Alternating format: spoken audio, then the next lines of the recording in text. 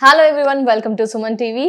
చాలా మందిలో vitamin D లోపం ఈ మధ్య కాలంలో బాగా తరచుగా చిన్న ఏజ్ నుంచే చూస్తూ వస్తున్నాం. అలాగే చూసుకుంటే గనక విటమిన్ B12 లోపం కూడా ఎక్కువగా వస్తూ ఉంటుంది. ఈ సమస్య ఈ మధ్య కాలంలో ఎక్కువగా ఎందుకు చూస్తున్నాము, రాకుండా ఈ సమస్యను ఎలా జాగ్రత్తగా ఉండాలి, ఎలాంటి ఆహారం తీసుకోవాలి, ఈ ఇన్ఫర్మేషన్ అంతా కూడా ఇవ్వడానికి రైట్ నో మనతో పాటు ఉన్నారు హోమియోపతి డాక్టర్ చేతన్ రాజ్ గారు. వారితో మాట్లాడదాం. సార్ నమస్తే. సార్ నమస్తే. ఏమంటారు సార్, ఈ సమస్య ఎక్కువైంది అంటారా? ఎక్కడ ఏదైనా టెస్ట్ చేయించంటే విటమిన్ టెస్ట్ చేయించుకోండి అంటున్నారు.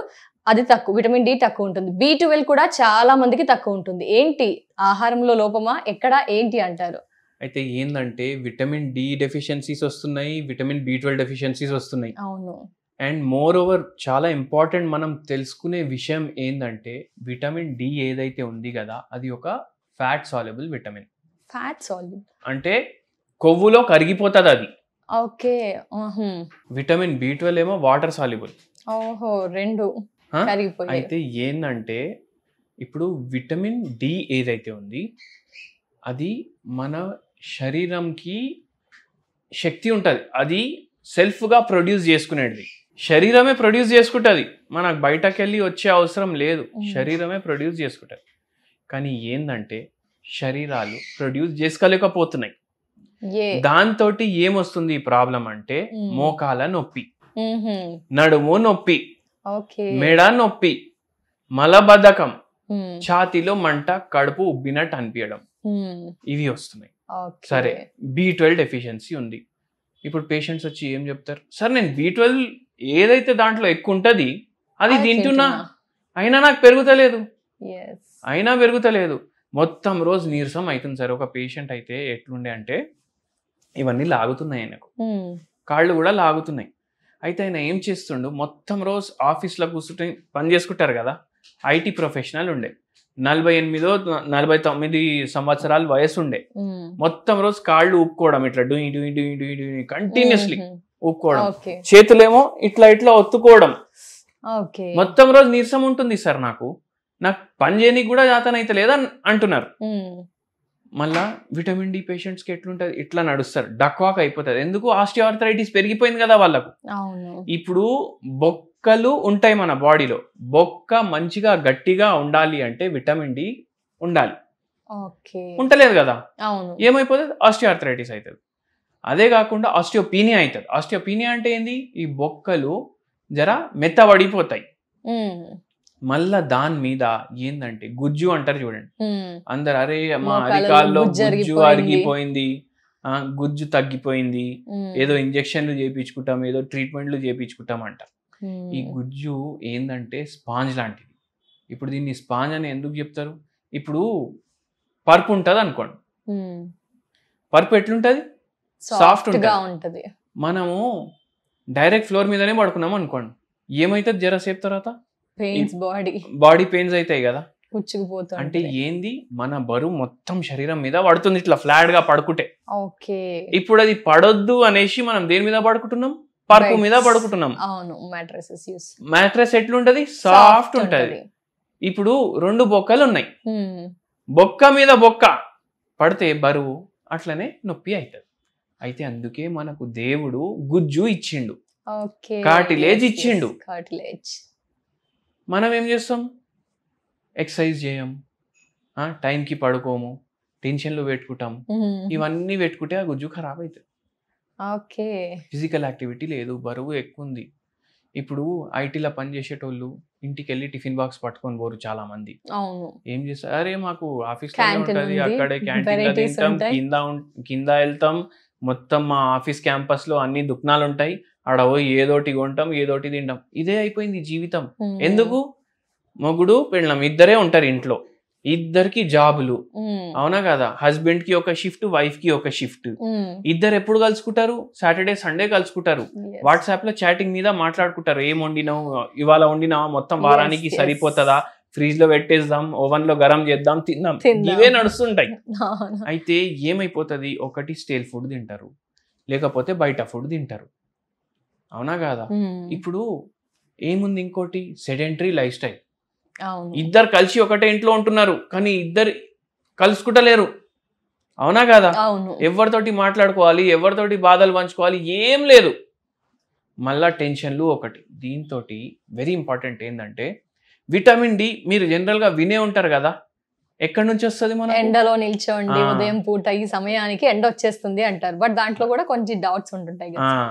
ఏందంటే ఇప్పుడు వీళ్ళు ఏ బిల్డింగ్లలో పనిచేస్తారు? సిమెంట్ బిల్డింగ్ లో పనిచేయరు, గ్లాస్ బిల్డింగ్ లో పనిచేస్తారు. ఎండ వస్తూనే ఉంటది.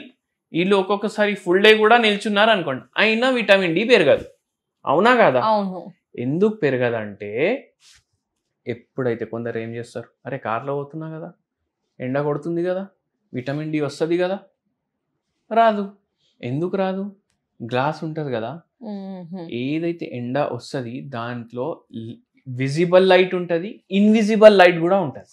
ఓకే, yes yes, అవును, విజిబుల్ అండ్ ఇన్విజిబుల్ అయితే దాంట్లో యూవి రేస్ వస్తాయి, ఇన్ఫ్రారెడ్ రేస్ వస్తాయి, ఎక్స్రే కూడా వస్తుంది.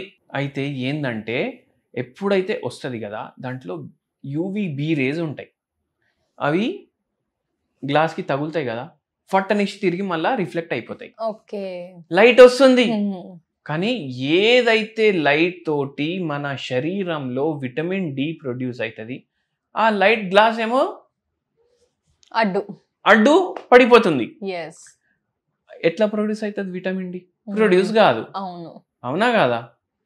ఎట్లా ఉంది అంటే ఇప్పుడు శనగపిండి ఎక్కువ తిన్నారు అనుకోండి, నరాల బలహీనత తగ్గుతుంది, బెటర్ ఉంటది. మనం ఏం చేస్తాం, అరే డాక్టర్ చేతన్ శనగపిండి తినమన్నాడు, బజ్జీలు తయారు చేసుకొని తిందాం. అవునా కాదా? అవి వండుతారు. ఇది కూడా అట్లానే ఉంది, గ్లాస్లకి వెళ్ళి లైట్ వస్తుంది కానీ విటమిన్ డి ప్రొడ్యూస్ అయితలేదు. అయితే అట్లా ప్రొడ్యూస్ అయితలేదు. అయితే ఏం చేయాలి? సమయం చూసుకోకుండా రాత్రి వదిలేసి, రాత్రి ఎండ ఉండదు, అరగంట రోజుకి ఎండలో కూర్చుంటే స్లీవ్లెస్ షార్ట్స్ వేసుకొని ఒక్క రోజుకి సరిపోయేంత విటమిన్ డి శరీరం ప్రొడ్యూస్ చేసుకుంటది. ఏజ్ బట్టి అది ఏమైనా తగ్గుతూ ఉంటుందా సార్? ఓకే, సర్టన్ ఏజ్ వచ్చాక అది అంతే పవర్ తీసుకుంటుందా ఏ ఏజ్ లో అయినా? లేదు, ఏజ్ తో పాటు కూడా చేంజ్ అవుతుంది. 15 నిమిషాలే కూర్చోమని కూడా చెప్తారు కొందరు ఎక్స్పర్ట్స్, అందుకే మనం అరగంట చెప్తున్నాం. Okay sir. అట్లనే దాని బదులు ఇంకో ఐడియా కూడా ఇస్తా, ఫిజికల్ యాక్టివిటీ కూడా చేయమంటారు కదా డాక్టర్లు. ఏం చేయండి అంటే వాకింగ్ చేయండి ఎండలో. అవునా కదా? వాకింగ్ చేస్తే ఏమవుతుంది? విటమిన్ డి కూడా ప్రొడ్యూస్ అవుతుంది, ఫిజికల్ యాక్టివిటీ కూడా అవుతుంది. మళ్ళా సెడెంటరీ లైఫ్ అంటాం కదా, ఎవరితోటో పిల్లలతో కానీ, వైఫ్ తోటి కానీ, పేరెంట్స్ తోటి కానీ డైలీ వాకింగ్ వెళ్ళండి. ఏం లేని రిలేషన్ లేని ముచ్చట పెట్టుకోండి, ఏమైతుంది? సెడెంటరీ లైఫ్ స్టైల్ కి కూడా మీరు ఫైట్ చేస్తున్నారు. అవునా కాదా?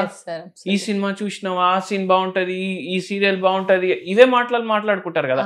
షాపింగ్ ఎప్పుడు పోదాం, ఏమంటారు ఈ దుకాణంలో ఈ చీర బాగుంది.